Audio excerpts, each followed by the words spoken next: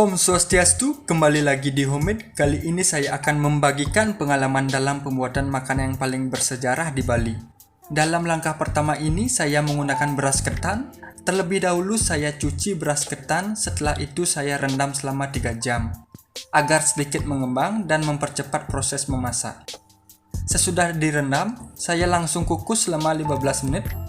Dan 15 menit kemudian saya angkat semua ketan yang sudah dikukus. Untuk tekstur kukusan pertama selama 15 menit, sedikit keras dan juga sedikit lembek. Kemudian saya campur ketan dengan parutan kelapa dan garam. Saya aduk merata, setelah itu saya bagi menjadi 2 tempat. Tempat yang satu hanya menggunakan bahan yang sudah dicampur sebelumnya, sedangkan tempat yang kedua saya beri atau ditambahkan irisan gula merah. Saya aduk kembali agar sedikit merata. Berikutnya saya kukus kembali yang pertama ketan putih selama 20 menit. Teksturnya tersebut lebih lembek dari sebelumnya dan saya langsung tumbuk menggunakan yuke atau kayu ketukan. Saran dalam proses tumbuk ketan, usahakan kondisinya masih panas dikarenakan tekstur tersebut masih lentur. Namun jika kita diamkan ketan ketika selesai dikukus, biasanya tekstur yang dikeluarkan lebih padat dan sedikit sulit untuk menyatukannya.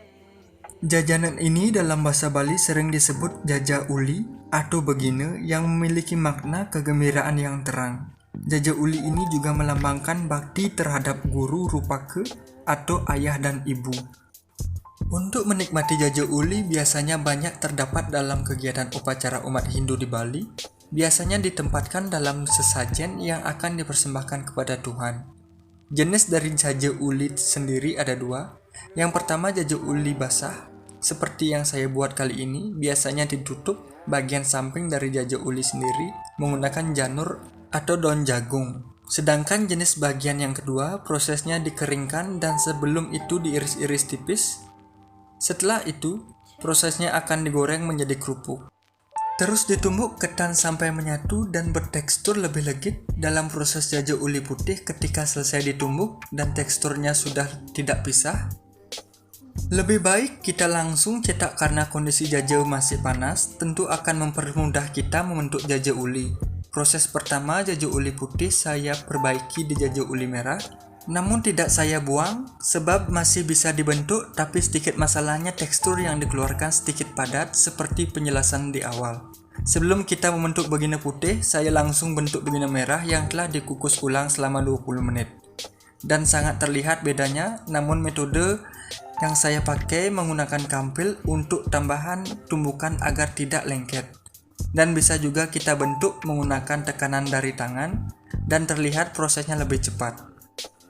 Kampil yang saya gunakan atau nanti ketika kamu membuat jaja uli, khususnya menggunakan metode seperti ini, usahakan kampil yang digunakan bersih. Namun jika tidak ada kampil, kamu juga bisa menggunakan plastik yang berukuran lebar. Dari tekstur jaja uli ini sudah menyatu dengan baik. Sekarang saya akan langsung bentuk dengan tutup lingkaran yang saya gunakan, yaitu janur. Saya sedikit tekan dengan kampil agar sisinya merata, dan begitu juga dengan jaja uli putih kita bentuk lagi. Mungkin bisa lihat bedanya dicetak setelah dikukus dan proses yang saya diamkan lagi sebelum dicetak. Saya akan bentuk jaja uli putih dan saya gulung dengan janur.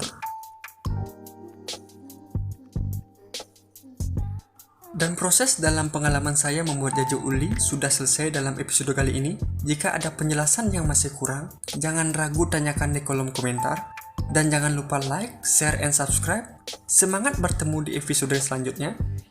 Ciao!